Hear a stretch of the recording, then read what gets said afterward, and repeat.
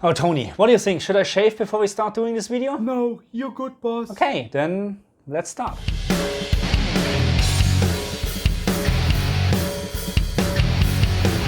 Okay, so I wasn't quite sure about shaving, but I'm very sure about this game. This game is amazing and I wish I would have more time to play. But somehow I have a life beside YouTube and playing games. Okay, so enough complaint. Let's dive into my first impression from Ratchet and Clank on the PlayStation 5. And I would actually say let's start with loading times. And loading times are... Yeah, that's loading time. So should we do anything else in terms of loading times? It's very, no, very I actually quick, think that proves a point, boss. Yeah, okay, then next topic. Okay, next topic is visuals and performance from Ratchet and Clank, and this game looks stunning. Amazing on my LG CX with a little bit of tweak from HGHG. HDR is perfect, and not just HDR, also the performance and the graphical quality from this game is just wow. Okay, so and I think that's enough for this topic. Or maybe you need a little bit more details. Okay, wait. So we have actually 3 different graphic options. And before we talking about the graphic options, let's talk about my personal settings, in-game settings from the game, okay? So if you watched my last video, the HDR analyze video, then you know that I did a little bit different, or in terms of setting up the PlayStation 5 for this game, because this game actually supports the PlayStation 5 HDR calibration menu. So and I did it a little bit different in this way, or in this case, to get a better HGHG experiment. And also what I did is because I found that this game is just not sure why, but it looks like a little bit too dark. So not too dark, but it looks like the gamma, especially in the very dark objects, is just too much. So I increased my brightness to 70 and I like it, okay? You don't need to agree on this. This is my personal opinion. I like it really. And the other things is, you know me, I don't like motion blur. I left on depth of field. I left on chroma aberration because I really like this blurry objects or blurry effect on the corners from the screen. Film grain is for me personally a no-go. And full screen effects and screen shake is also on, and this is then how the game looks like. So with brightness setting to 70, it looks really amazing. There's also nothing blown out in terms of very bright objects. It's just, in my opinion, just perfect. Okay, so let's talk about these 3 different graphic options, what you have in this game. And we have the performance ray tracing mode, we have the performance mode without ray tracing, and we have the fidelity mode. So fidelity mode is 4K 30 FPS, and as I learned from Digital Foundry, I think it goes down sometimes to 1800p 30 FPS, okay? So we have the performance RT mode, which goes down to a minimum from 1080p and around 1440p, okay? So then we have, of course, last but not least, the performance mode without ray tracing, and we have the maximum, I think, was 1800p and goes down also to 1440p. So those are the resolutions what we have, or the graphical effects or the settings what we can have on the PlayStation 5. So the question is now, in what mode should you actually play? So when you start the game for the very first time, the standard setting or the factory setting is fidelity, and this is the very beginning from the game because I don't want to spoil it too much.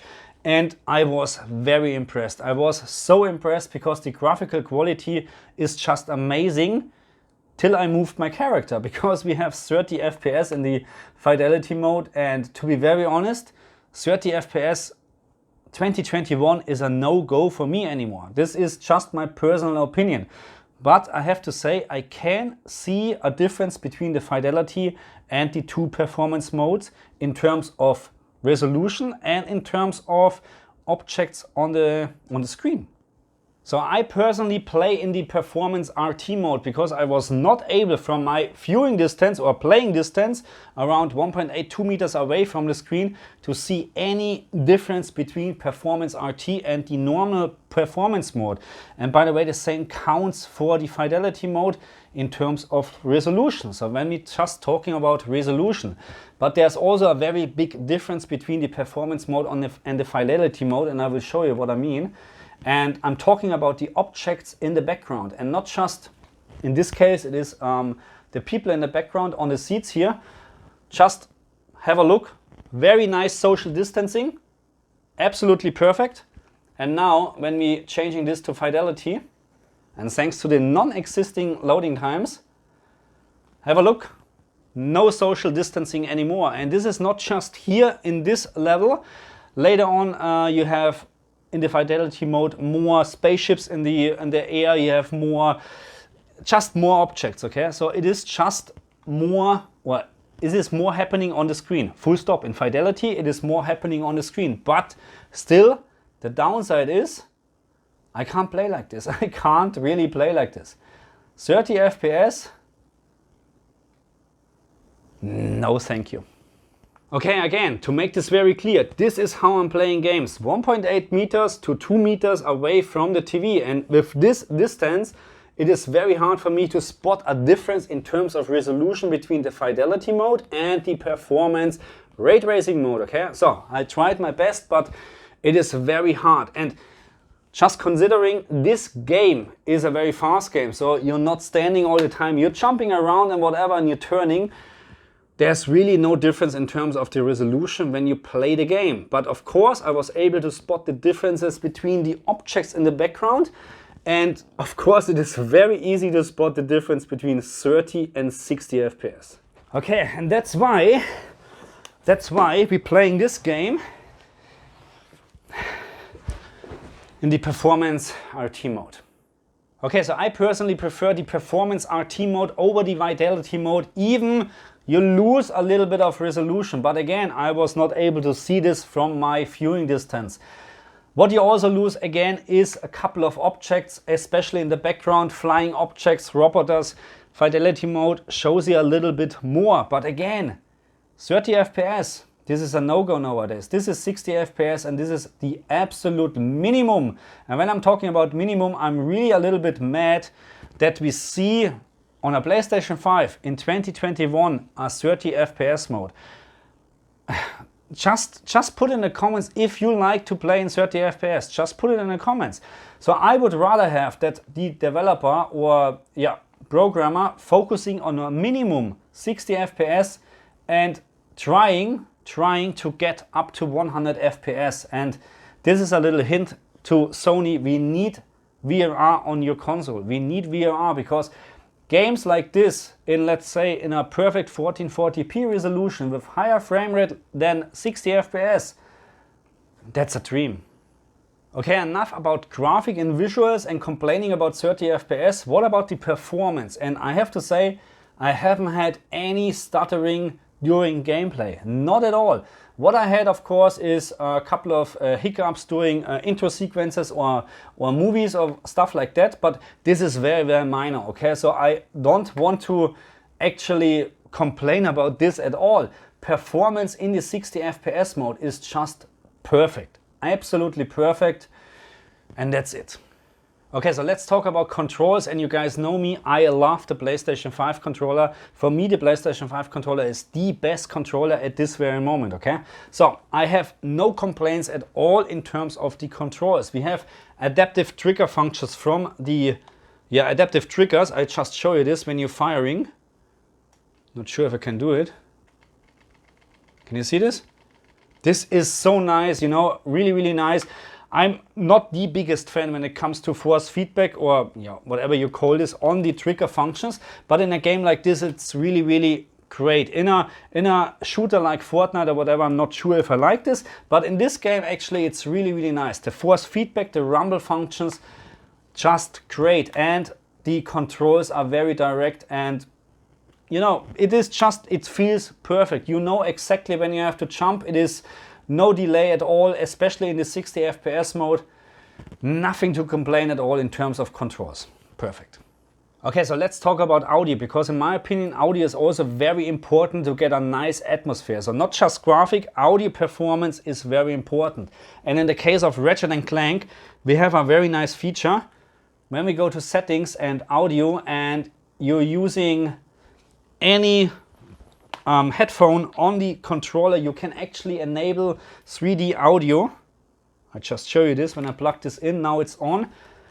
And the difference between connected like this, playing the game, and connecting my headphone, which is, by the way, the Sennheiser GSP500, to my recording computer is a big difference. I wouldn't say like day and night, but this 3D audio, even without the compatible Pulse 3D wireless headset, it is just so much better to play in this mode. To be very honest, I was impressed. And unfortunately, I can't use this during my Let's Plays when I'm recording. Okay, so I think we covered everything. We covered graphic, we covered performance, controls, audio. But there's one thing I forgot. When we talked about graphic, this game is unfortunately not perfect, okay? So let me show what I mean, because I'm talking about fade in from objects, pop in from objects. Have a look on the door. When I'm going closer, you can see that the textures are popping in, which is not a nice effect. But don't get me wrong, so it's the very beginning from the level. It's very unlikely that you walk back, because this is your target, actually, this direction. But unfortunately, we have here the same fade in from objects. Not sure how you call this here, this lametta stuff, but when you look at this here at the moment, and I'm walking back, it disappears. And when I'm going closer, it comes back. The same here on the top, disappears, and it comes again. This is happening in all three graphic modes, and it is not just happening here in the very beginning, it's happening in all the levels what I played so far. So sometimes it's hardly to see, sometimes it's very obvious, okay? So this is something I really don't like to see in a game 2021, because it is just destroying the whole great atmosphere from the game, okay? But now, enough with complaining, because the visuals from this game are still great. Okay, so what is my conclusion about Ratchet and Clank on the PlayStation 5? Must buy for every PlayStation 5 owner. The only thing I can complain about is the 4K 30 FPS mode, because I don't need this mode at all. I would like to have that developer, programmer focusing at least on 60 FPS and trying to optimize this mode as best they can.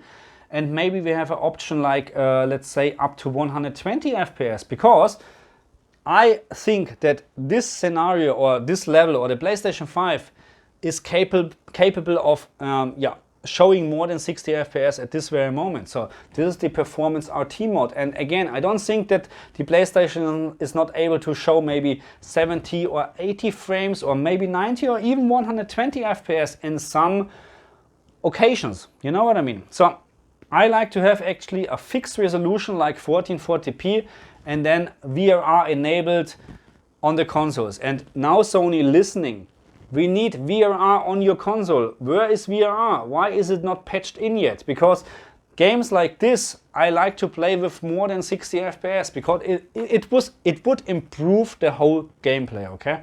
Playing with more FPS, it is just better, okay? So, I think that's enough for this video, because I like to continue playing. And again, this is the performance RT mode, and it looks amazing. So in my opinion, performance RT mode is the way to go. And if you like to know my personally best settings for HDR, just check out my video what I did the last time. I will put a link in the description as well, okay? So if you're new to my channel, you know the drill. I would much appreciate a subscription, okay? Thank you very much. I'll see you guys next time. Bye.